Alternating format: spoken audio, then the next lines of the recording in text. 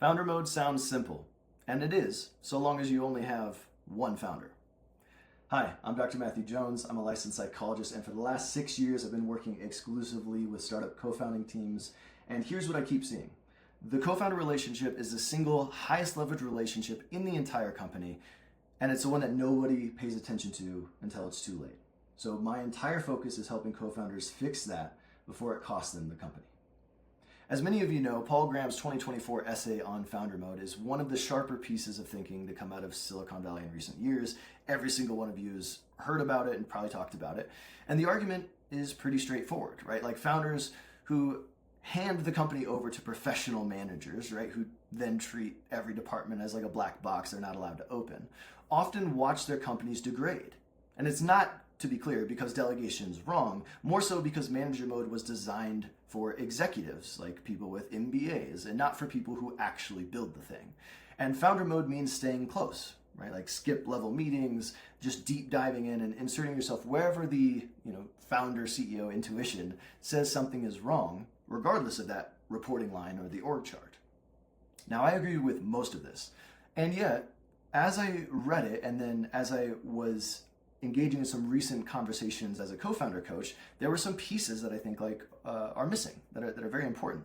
And so my overall takeaway is that this essay is written almost entirely through the lens of a solo founder CEO or a later stage company like Series C and beyond, right? Because every frame of reference has this implied solution that assumes one founder navigating the tension between their own instincts and a professional management layer that doesn't share their vision. Or, people where this co-founder relationship is less essential to the stage of their current development than it is to get them there, right? And so what the essay doesn't really address at all is that, like, what happens between, when this person you're overriding isn't just this executive who's managing up so well, but when they're actually your co-founder and or your co-founder and your friend, right? It gets a little bit more complicated whenever you just unilaterally exert power in a relational circumstance.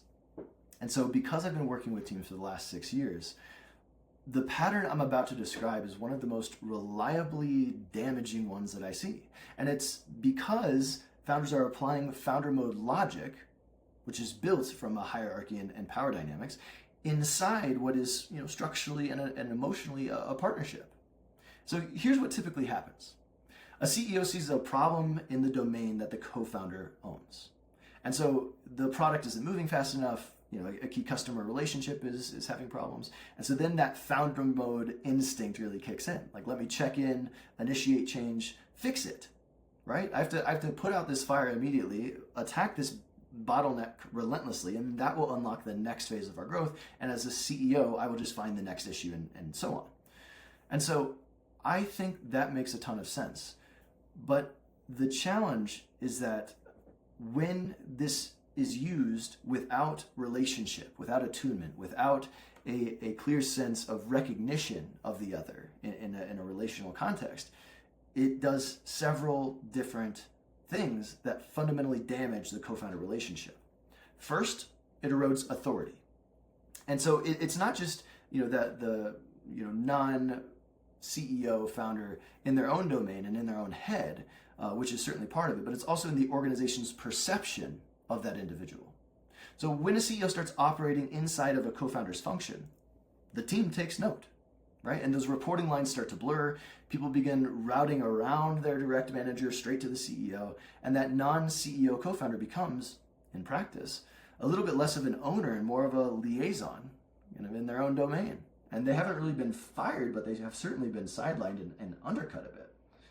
And so, like, as an example, I was in a recent session with a team where the CEO stepped into the product function during a pretty rough quarter and did restructure part of the team and made a kind of key personnel call. And the outcome was overall a net positive. But the co-founder told me afterwards, the one whose kind of department was just overtaken by the CEO, he said something, and I won't forget this. He said, Matt, I would have gotten to this same place had we had a more collaborative conversation about the problems, the proposed solution. But now what I really lost is the opportunity to get there myself and the influence I had in the company. And so that team, right, like they saw his authority get diminished in a way that, just looking at the org chart, it doesn't matter now. It's just a worthless piece of paper or worthless like Figma diagram, right? It's like not the way that power was lived and expressed in the organization, which was far more instructive than the org chart. And so the second problem is that whenever you unilaterally enter founder mode in a co-founder relationship, is it fractures the implicit agreement. So listen, every single co-founder relationship that I've ever seen has many unspoken contracts, these often unconscious assumptions about what it means to be in a co-founder partnership. And this can be on the business level. It can be things like assumptions about who owns what, how decisions get made, how much latitude each person has. It can be, things about how we exert power. And oftentimes these aren't written down, even though I'd certainly advocate for writing them down a little bit more. But when they are violated, it becomes clear as day, like, hey, this relational contract has been breached.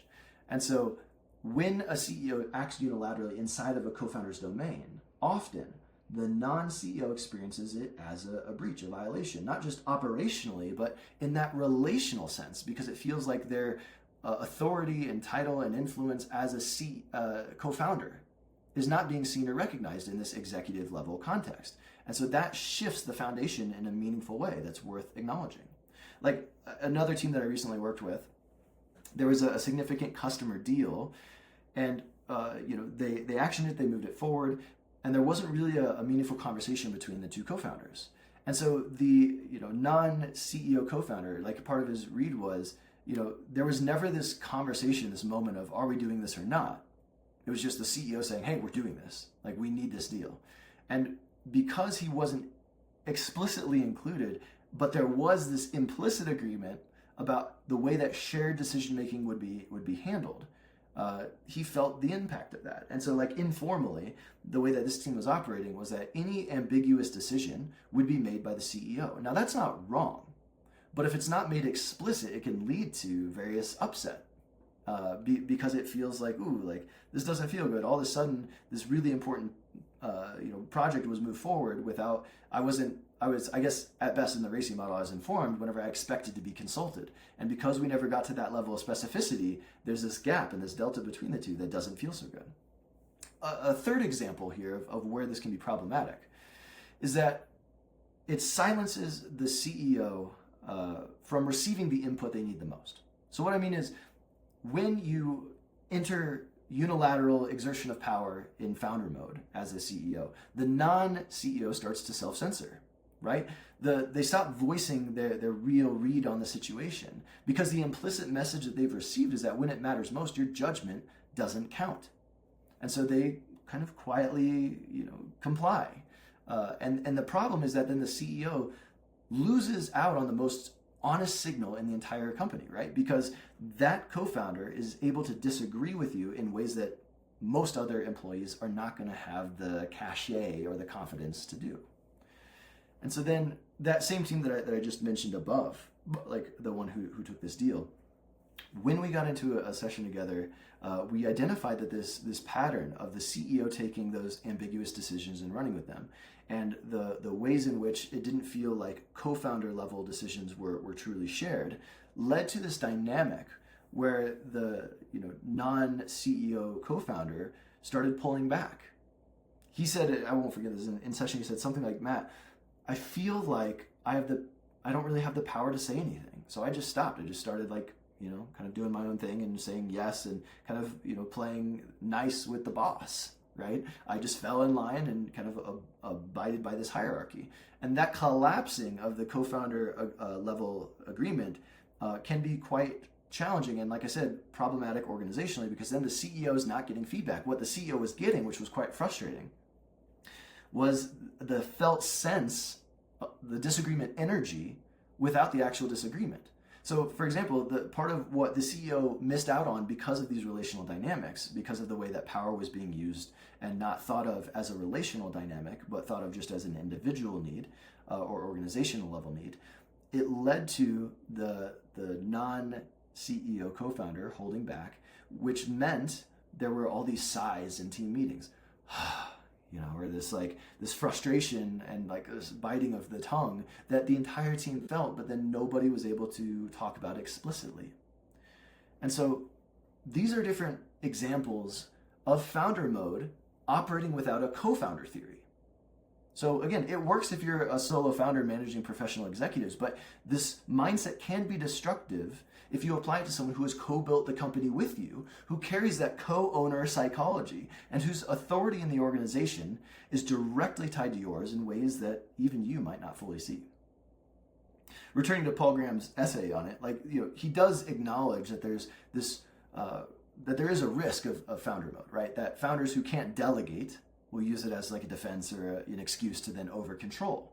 And I think that is a fair and important warning, but it's still written again from almost this solo founder perspective, or again, like a team that's at a certain scale. And so the question is never though, like, what does this actually cost the person standing next to me? So let me offer a co-founder specific frame for how I think founder mode and like co-founder dynamics can fit together in a more effective manner that's less destructive to the partnership. Because I want to be clear, I do not think the answer is to strip the CEO of the right to intervene, right? It's more of how do we build the architecture and the structure that makes this intervention legitimate, predictable, and non-destructive, right? Ideally, how do we make the use of power empowering rather than disempowering? And this goes for the co-founder relationship, but you can also think this at other levels as well. First one is start with an explicit decision-making authority conversation. So most co-founders that I work with, they never actually map their decision-making, right? They have like rough domain level ownership, who does what, not exactly where those domains like start and end. And they certainly don't get into like often what types of conversations are we consulted in versus informed, and how do we navigate where my department intersects with yours, right? And so the ambiguity is generally fine until it's not, right? And so then here are the types of questions you guys need to have. What decisions are exclusively mine, where I can make 100% on my own? What decisions are exclusively yours, where you're going to make 100%? And what decisions are joint? And what happens when we disagree on those? If you ask some of those questions and then maybe pull out a RACI as reference and start to talk about and map on, consulted versus informed, you might be able to start making these agreements more explicit. So that can be really beneficial. 2, I want you to really think in terms of escalation protocols. So before a CEO exercises what basically amounts to a veto over their co-founder's domain, there should be a really clear and defined path. So a direct conversation. Ideally, we have a shared diagnosis and a set of benchmarks and even a timeline. And if we can agree to those conditions and they are met and the problem still persists, then escalation is legitimate, right? And both partners are fully informed and fully consenting to what's going on. So that non-CEO, they're not surprised, right? The intervention then, when it comes, is understood as an explicit agreement between the two parties.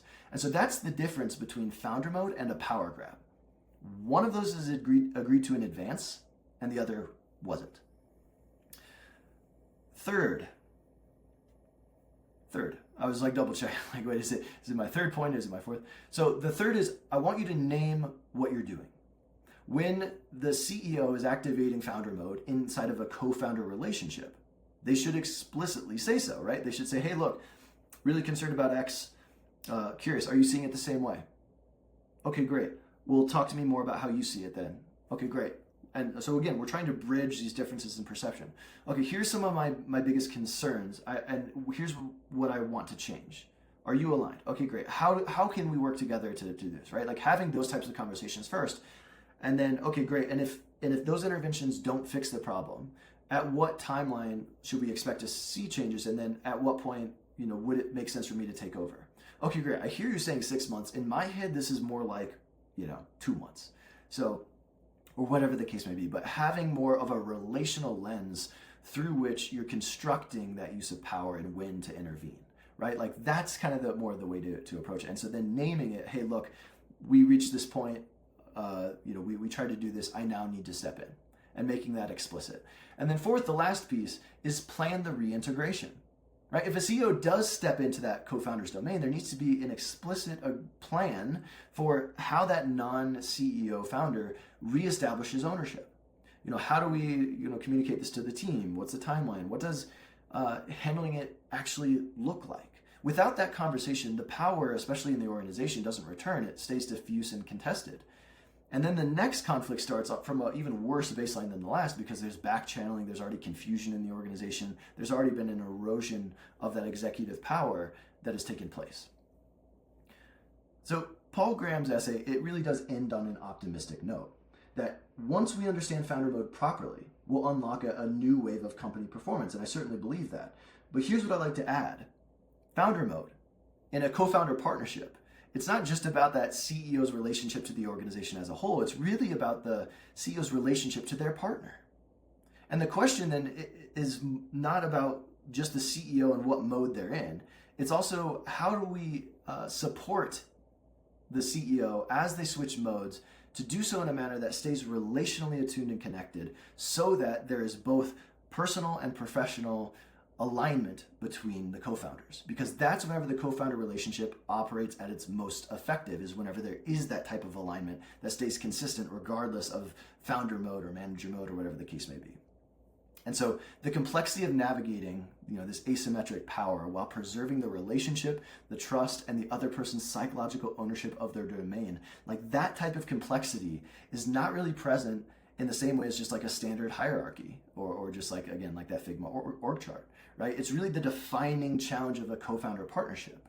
And so until we really build a theory, a co-founder theory of founder mode, a lot of CEOs are going to keep solving the wrong problem. They're going to just tighten their grip and then wonder why their co-founder is getting quieter. So the co-founder relationship is way too important to leave to chance. I would love for you to click subscribe and grab a copy of the Co-Founder Effect below, and I'll show you exactly what to do with it. Cheers.